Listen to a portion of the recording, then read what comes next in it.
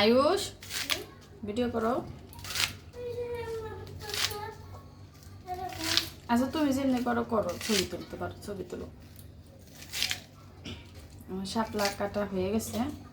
এখন আমি একটু লবণ দিয়ে মাখায় রাখবো যাতে জলটা উঠে যায়। শাপলায় লবণ দিয়ে বাবা জ্বালাইও না বাবা। আয়ুষ চিংড়ি মাছ রান্না করতে হবে না, একটু লবণ দিয়ে মাখায় রাখি। এই তো বাবা তাকে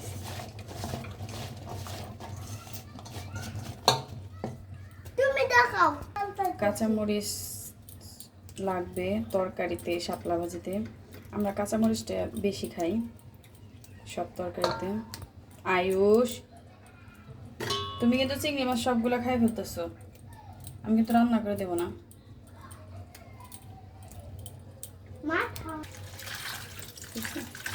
ধুয়ে নেই কাঁচামরিচ, ধুয়ে কাটলে ঝালটা হাতের জ্বালা পোড়াটা কম করে। আয়ুষ ছুরি কই?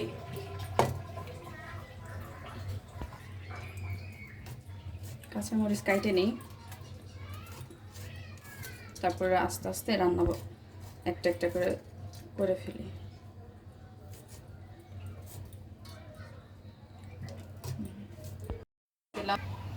দিয়ে দেবো জিরা, কাঁচা জিরা।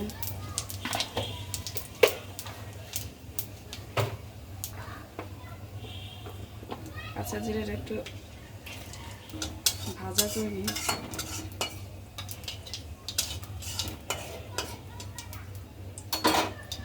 এখন দিয়ে দেবো আলু আর কচুরমুখী।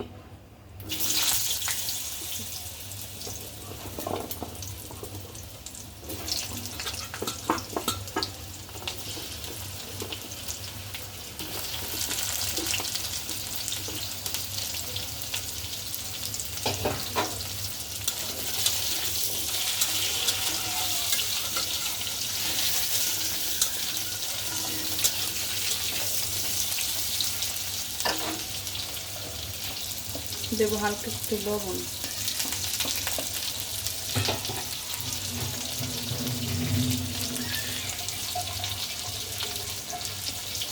হলুদের গুঁড়া।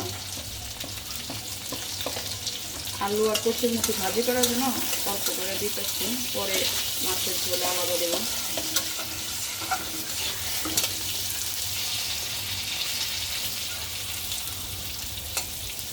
ভাজা ভাজা হতে থাক। আলু আমার কিছুটা ভাজা ভাজা হয়ে গেছে। আমি আলাদা করে বেগুন ভাজি করে নিয়ে এর ভিতরে দিয়ে দেবো চিংড়ি মাছের দাড়ি। আবার একটু ভাজা ভাজা করে নেব।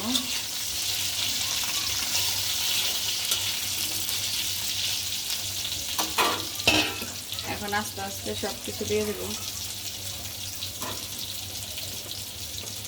প্রথমে দেবো কাঁচা লঙ্কা, কাঁচামরিচ,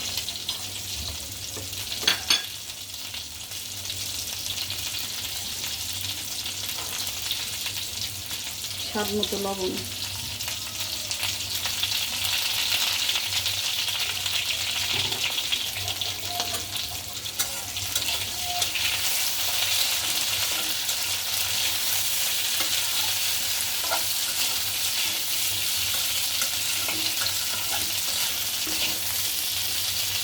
এখন মশলা অ্যাড করবো।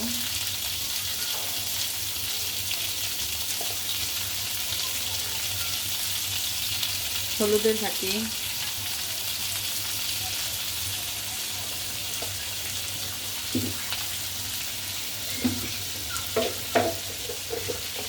রুই মাছের ঝোল তো হালকা একটু মরিচের ফাঁকি দেবো, হালকা একটু মরিচের ফাঁকি।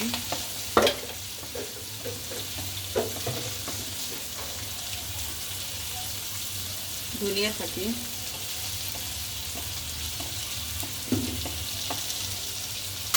একটু নাড়া দিয়ে জল দেব, একটু জল কষানোর জন্য। এখন একটু কষায় নেব, তারপরে ঝোল দিয়ে দেবো। কষানো হয়ে গেলে ঝোল দিয়ে দেবো।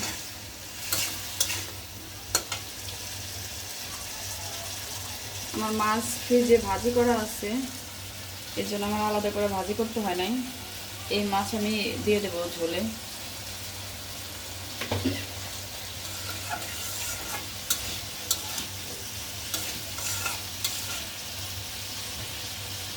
মাছের ভিতরে দিয়ে দিই, একটু কষাই।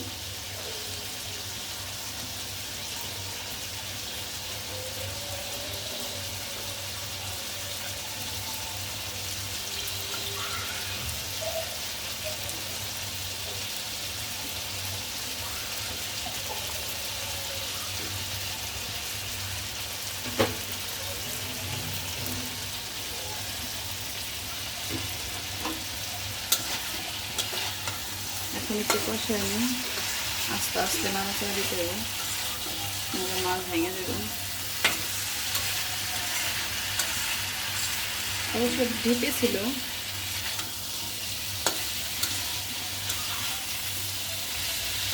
আমার মশলা প্রায় কষানো শেষ, তেল ছেড়ে দিছে।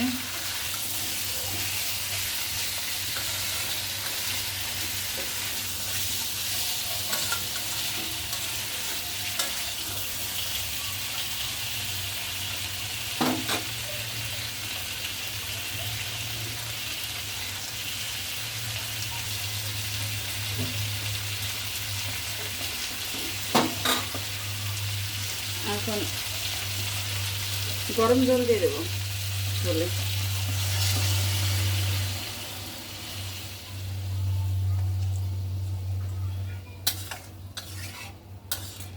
মশলা ভালো করে কষাইছি তো, ঝোল বেশি দিব না, অল্প একটু দেবো।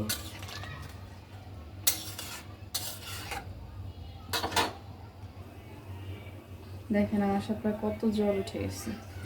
এখন ভাজি করার জন্য আগে শাপলাগুলো ভালো করে জল ছাড়াই নেব।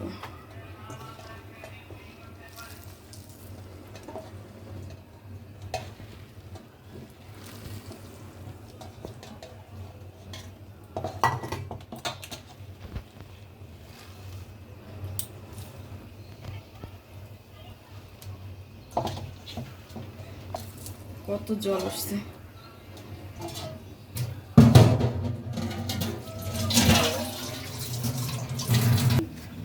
শাপলা ভাজি করব, কড়াই বসাই দিচ্ছি, কড়াই গরম হয়ে গেছে, দিয়ে দেবো সরিষার তেল।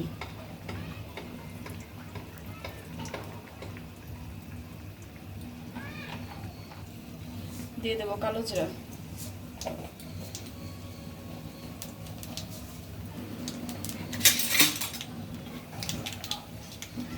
এখন দেবো পেঁয়াজ কুচি।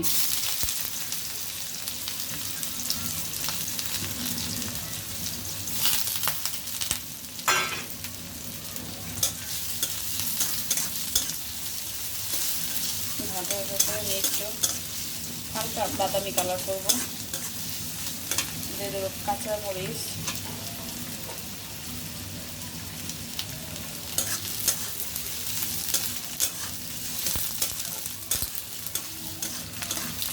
আর পেঁয়াজ ভাজা ভাজা হইতে থাক ভাজা। এখানে মাছের ঝোল দেখে নিই।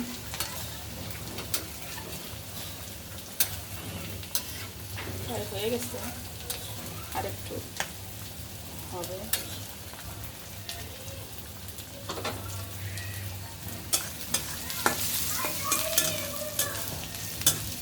আয়ুষ, এই পাশের জানালা খুলে দাও।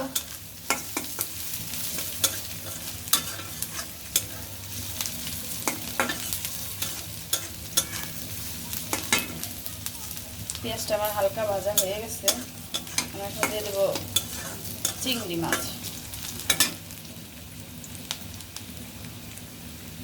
আমি আগে থেকে চিংড়ি মাছ, লবণ, হলুদের গুঁড়া, মরিচের গুঁড়া, ধনিয়ার গুঁড়া, লবণ দিয়ে চিংড়ি মাছটা জাল দিয়েছিলাম, এখন দিয়ে দেব। এর সাথে ভাজা ভাজা করে নিই।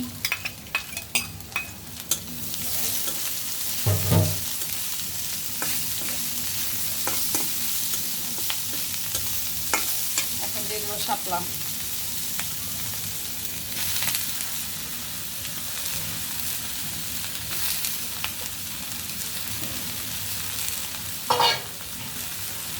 দিয়ে দেবো স্বাদ মতো লবণ,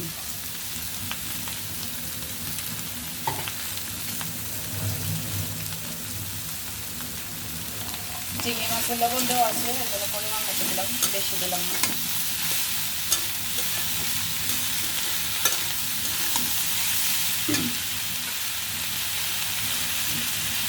দিয়ে দেবো হলুদের গুঁড়া,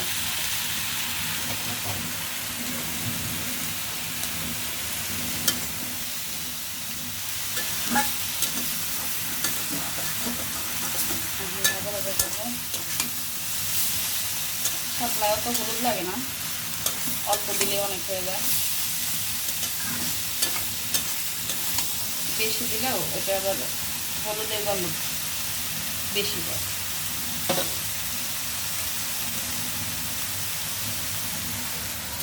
আমার মাছের ঝোল প্রায় শেষের দিকে, ভাজা জিরার গুঁড়া দিয়ে একটু করে নামাই নেব। দেখি আলু আলু গলছে নাকি, গলছে।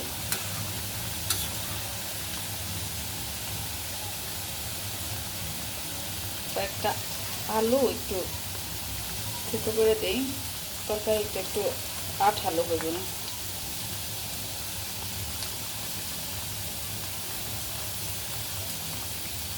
সুন্দর গলে গেছে আলু।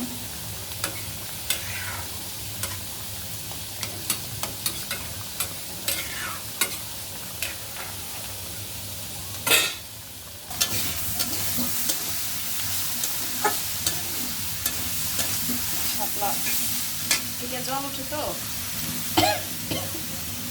সাথে জাল, চুলার আঁচটা একটু বাড়াই দিলে জলটা তাড়াতাড়ি শুকায় যায়, তারপর আস্তে আস্তে আস্তে আস্তে ভাজি করে নিতে হয়।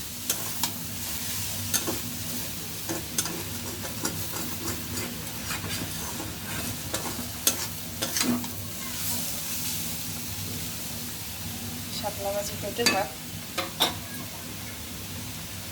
মাছের ঝোলে ভাজা জিরার গুঁড়া দিয়ে দেব,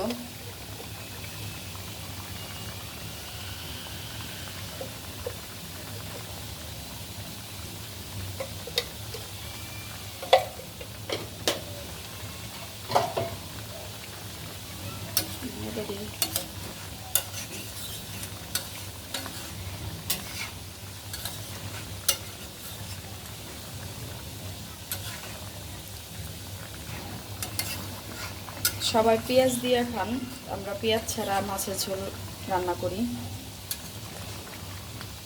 এভাবে একদিন বানিয়ে খাইয়ে দেখেন, আশা করি খারাপ লাগবে না। আমরা সব কিছুতে আসলে পেঁয়াজ খাইতে পারি না।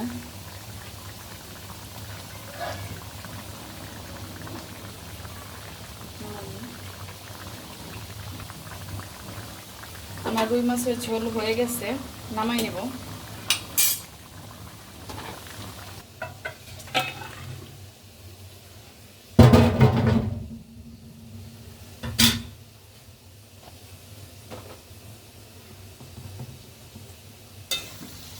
আরেকটু ভালো করবো, হয় না এখনো, এখনো হালকা একটু জল আছে, এই জলটা সব শুকায় যাব, তারপর নামাই নেব, তাহলে আমার রান্না শেষ হয়ে যাবে। শাপলা ভাজি প্রায় শেষের দিকে, নামাই নেব একটু পরে।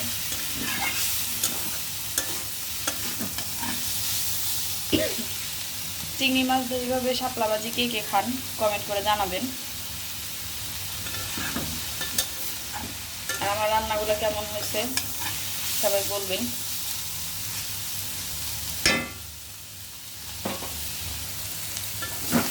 আমার শাপলা ভাজি হয়ে গেছে চিংড়ি মাছ দিয়ে, এখন নামাই নেব, গ্যাস অফ করে নিলাম।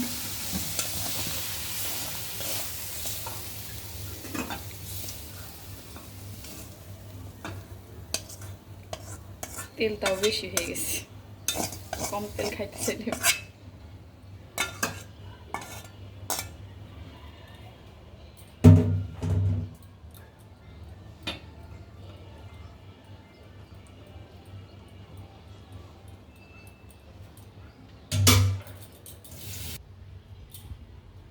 কষানো